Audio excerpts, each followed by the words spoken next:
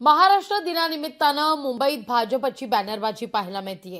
हिंदुत्वाचा मुद्दा अधोरेखित करण्याचा भाजपचा प्रयत्न आहे। भाजपच्या नरिमन पॉइंट इथल्या प्रदेश कार्यालयाबाहेर हे बॅनर झळकले।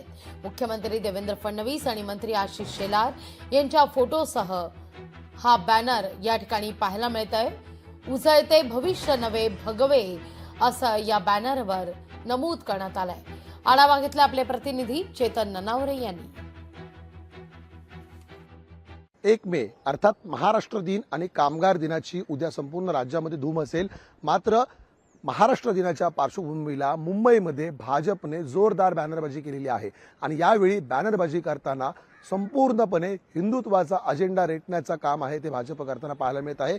विशेषतः महाराष्ट्राचा नकाशा असेल तो भगव्या रंगामध्ये घेण्याचा असेल किंवा त्याच्या शेजारी दिलेला आशय जर पाहिला उजळते भविष्य नवे भगवे अशा शब्दांमध्ये कुठेतरी भाजपकडून पुन्हा एकदा ठाकरे गटाला दिवसण्याचा प्रयत्न केला जातोय। इतकंच नाही तर या सिम्बॉलमध्ये जी भगवी पताका दाखवत भाजप हिंदुत्वाच्या अजेंड्यावर पुन्हा एकदा आक्रमक होताना आपल्याला पाहायला मिळणार आहे। त्यामुळे या बॅनरवरचे फोटो पाहिले असते तर नवे नेतृत्व जे आहे एकंदरीत मुख्यमंत्री देवेंद्र फडणवीस आणि भाजपचे मुंबई अध्यक्ष आशिष शेलार, त्यामुळे मुंबईमध्ये महाराष्ट्र दिनाच्या निमित्ताने पुन्हा एकदा भाजप विरोधात ठाकरे गट असा सामना रंगण्याची दाट शक्यता आहे। कॅमेरामन निकेश मोरेसह मी चेतन नावरे, मुंबई। लोकशाही मराठी ऐका, पहा, जागरूक रहा।